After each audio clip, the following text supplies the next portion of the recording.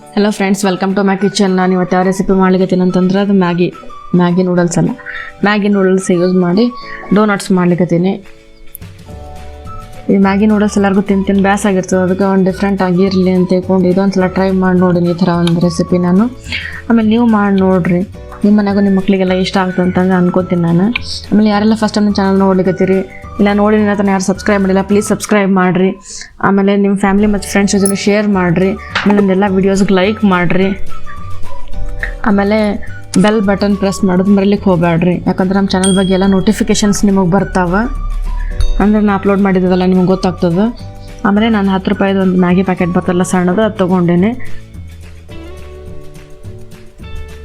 ಅದ್ರೊಳಗೆ ನೂಡಲ್ಸ್ ಇರ್ತಾವಲ್ಲ ಅವೆಲ್ಲ ಸಣ್ಣಗೆ ಕ್ರಷ್ ಮಾಡಿಟ್ಕೋರಿ. ಆ ಮ್ಯಾಗಿ ಮಸಾಲ ಪ್ಯಾಕೆಟ್ ಇರ್ತಿಲ್ಲ ಎತ್ತಿಡ್ರಿ, ಆಮೇಲೆ ಯೂಸ್ ಆಗ್ತದೆ ಅದು.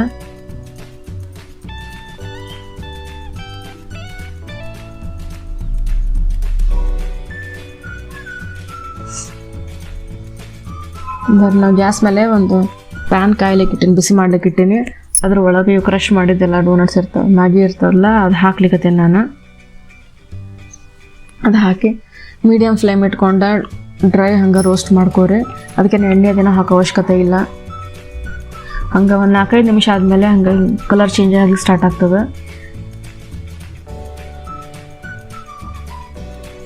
ಬರೀ ಇಷ್ಟು ಕಲರ್ ಚೇಂಜ್ ಆದರೆ ಸಾಕು ನೋಡ್ರಿ.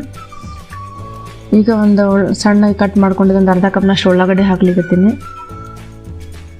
ಒಂದು ಅರ್ಧ ಕಪ್ನಷ್ಟು ಕ್ಯಾಪ್ಸಿಕಮ್ ಹಾಕ್ಲಿಕ್ಕತ್ತೀನಿ, ಒಂದು ಅರ್ಧ ಕಪ್ನಷ್ಟು ಕ್ಯಾರೆಟ್ ಹಾಕ್ಲಿಕ್ಕತ್ತೀನಿ,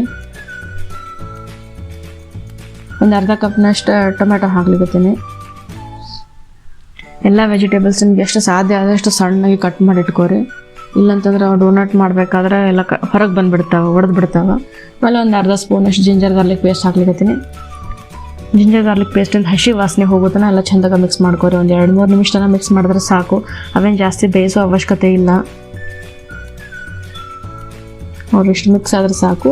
ಈಗ ಒಂದು 2 ಮೀಡಿಯಮ್ ಸೈಜಿಂದ ಬಟಾಟೆ ಬೇಯಿಸಿ ಇಟ್ಕೊಂಡೆ ನಾನು, ಅವು ಸಣ್ಣಗೆ ಮ್ಯಾಶ್ ಮಾಡಿ ಹಾಕ್ಲಿಕ್ಕತ್ತೀನಿ.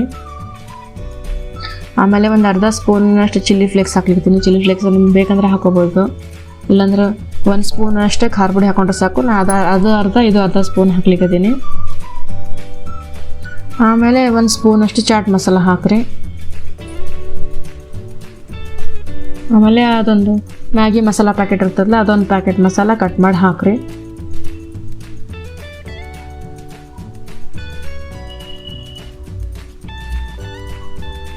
ಆಮೇಲೆ ರುಚಿಗೆ ತಕ್ಕಷ್ಟು ಉಪ್ಪು ಹಾಕ್ರಿ.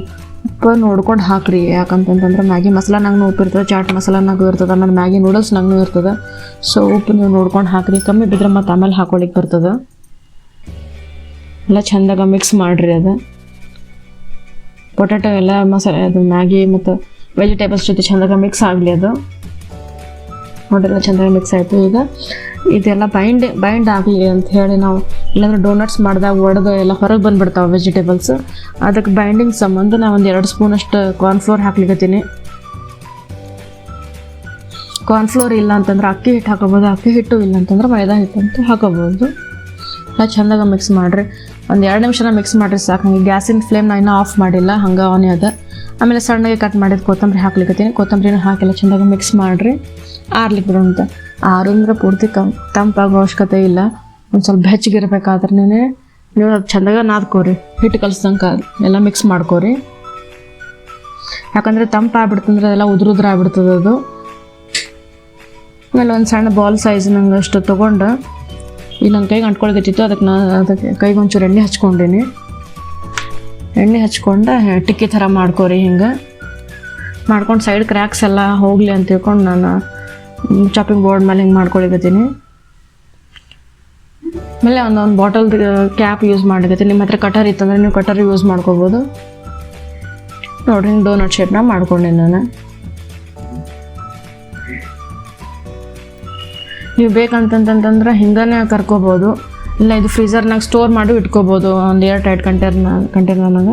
ಅದನ್ನೇನೋ ಸ್ವಲ್ಪ ಅಟ್ರಾಕ್ಟಿವ್ ಅನಿಸ್ಲಿ ಮಕ್ಕಳಿಗೆ ಅಂತ ತಿಳ್ಕೊಂಡು ಮ್ಯಾಲೆ ಒಂಚೂರು ಡೆಕೋರೇಟ್ ಮಾಡ್ದಂಗೆ ಮಾಡ್ಲಿಕ್ಕತ್ತೀನಿ. ಅದಕ್ಕೆ ಒಂದು ಬೌಲ್ನಾಗ 2 ಸ್ಪೂನ್ ಕಾರ್ನ್ಫ್ಲೋರ್ ತೊಗೊಳಿಕತ್ತೀನಿ. ಒಂದು ಅರ್ಧ ಸ್ಪೂನ್ ಬ್ಯಾಡಗಿ ಖಾರ ಪುಡಿ ಹಾಕ್ಲಿಕ್ಕತ್ತೀನಿ. ಇದು ಖಾರ ಪುಡಿ ಸುಮ್ಮ ಕಲರ್ ಸಂಬಂಧ ಅಷ್ಟೇ ಹಾಕ್ಲಿಕ್ಕತ್ತೀನಿ ನಾನು. ಎಲ್ಲ ಚೆಂದಾಗ ಮಿಕ್ಸ್ ಮಾಡ್ಕೊರಿ.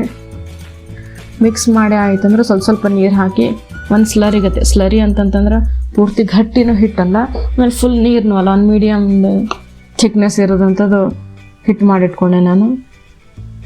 ಆಮೇಲೆ ಒಂದು ಪ್ಲೇಟ್ನಾಗ ಚೂರು ಮಾಡ್ಕೊಂಡಿದ್ದು ಪುಡಿ ಮಾಡ್ಕೊಂಡಿದ್ದು ನೂಡಲ್ಸ್ ಇಟ್ಕೊಂಡಿನಿ.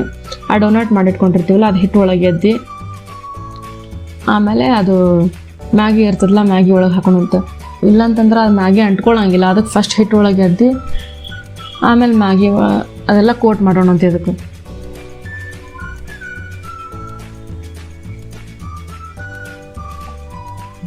ನೋಡ್ರಿ ಹೆಂಗೆ ಅಂಟ್ಕೊಳ್ಬೇಕದು. ಚೆಂದಾಗ ಎಲ್ಲ ಕಡೆನೂ ಹಚ್ಚಿರಿ. ಆಮೇಲೆ ನಡು ಇದ್ರೆ ಅದೇನು ತಲೆ ಕೆಡ್ಸ್ಕೊಳಕ್ಕೆ ಹೋಗ್ಬ್ಯಾಡ್ರಿ. ಅದು ನಾವು ಎಣ್ಣೆ ಒಳಗೆ ಕರಿಬೇಕಾದ್ರೆ ಎಕ್ಸ್ಟ್ರಾ ಇದು ತಾನೇ ಬಿಟ್ಕೋತದದು. ಹಿಂಗೆ ರೆಡಿ ಮಾಡಿ ಇಟ್ಕೊಳ್ಳೋಣಂತೆ ಎಲ್ಲನೂ. ಬರ್ನ ಗ್ಯಾಸ್ ಮೇಲೆ ಎಣ್ಣೆ ಕಾಯ್ಲಿಕ್ಕೆ ಇಟ್ಟೇನಂತ. ಇವೆಲ್ಲ ಎಷ್ಟು 4 ಡೋನಟ್ಸ್ ನಾನು ಮಾಡಿ ತೋರಿಸ್ಲಿಕ್ಕತ್ತೀನಿ ನಿಮಗೆ. ಆಮೇಲೆ ಇದು ಪ್ಯಾನ್ ಇರ್ತದಲ್ಲ, ಅದು ಕಡಾಯಿಗತ್ತೆ ಇದ್ದು ಡೀಪ್ ಇದ್ದಿದ್ದೇನು ಇಟ್ಕೊಳಿಕ್ಕೆ ಹೋಗ್ಬ್ಯಾಡ್ರಿ. ಹಿಂಗೆ ಪ್ಲೇನ್ ಆಗಿದ್ದಿದ್ದು ಅಂದ್ರೆ ಡೀಪ್ ಕಡಿಮೆ ಇದ್ದಿದ್ದು ಪ್ಯಾನೇ ಇಟ್ಕೊರಿ. ಯಾಕಂತಂದ್ರೆ ಹಿಂಗೆ ಹಾಕಿದಾಗ ಕೆಲವೊಂದು ಸಲ ಡೀಪ್ ಕಡಾಯಿ ಇತ್ತಂತಂದ್ರೆ ಅವು ಒಡೆಯೋ ಸಾಧ್ಯತೆ ಇರ್ತಾವೆ. ಹಿಂಗಿತ್ತಂದ್ರೆ ಚೆಂದಾಗ ಫ್ರೈ ಆಗ್ತಾವೆ. ಹೈ ಫ್ಲೇಮ್ನಾಗ ಇಡೋ ಅವಶ್ಯಕತೆ ಇಲ್ಲ, ಮೀಡಿಯಮ್ ಫ್ಲೇಮ್ನಾಗ ಇಟ್ಟು ಕರ್ಕೋರಿ. ಹಿಂಗೆ ನೋಡ್ರಿ ಎಣ್ಣೆಗಳು ಬಬಲ್ಸ್ ಬರೋದು ಕಮ್ಮಿ ಆಗ್ಯಾವ. ಸೊ ನಾವು ಈಗ ಟರ್ನ್ ಮಾಡ್ಕೊಳ್ಳೋಣಂತ. 2 ಕಡೆ ಚೆಂದಾಗಿ ಗೋಲ್ಡನ್ ಬ್ರೌನ್ ಬರೋ ತನಕ ಕರ್ಕೊಳ್ಳೋಣಂತ.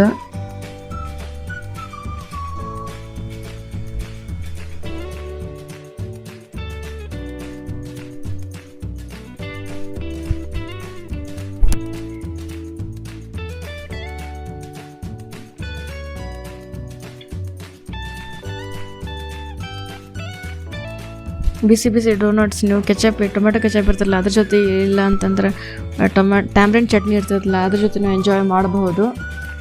ಆಮೇಲೆ ಅವು ಡೋನಟ್ಸ್ ಇರ್ತಾವಲ್ಲ ಅವು ಟಿಶ್ಯೂ ಪೇಪರ್ನಾಗೇನು ತೆಗಿಲಿಕ್ಕೆ ಹೋಗ್ಬೇಡ್ರಿ. ಹಂಗೆ ಒಂದು ಚಾಳನಿನಾಗ ತೆಗೆದ್ರೆ ಸಾಕು, ಇಲ್ಲಾಂದ್ರೆ ಸ್ಟೀಮಿಂದ ಮತ್ತೆ ಮೆತ್ತಗಾಗ್ಬಿಡ್ತಾವ ಅವು. ಆಮೇಲೆ ಈ ರೆಸಿಪಿ ನಿಮ್ಗೆ ಹೆಂಗೆ ಅನ್ನಿಸ್ತು ಅಂಥೇಳಿ ನೀವು ನಮ್ಗೆ ಕಮೆಂಟ್ ಮಾಡಿ ಹೇಳ್ರಿ. Thank you for watching friends.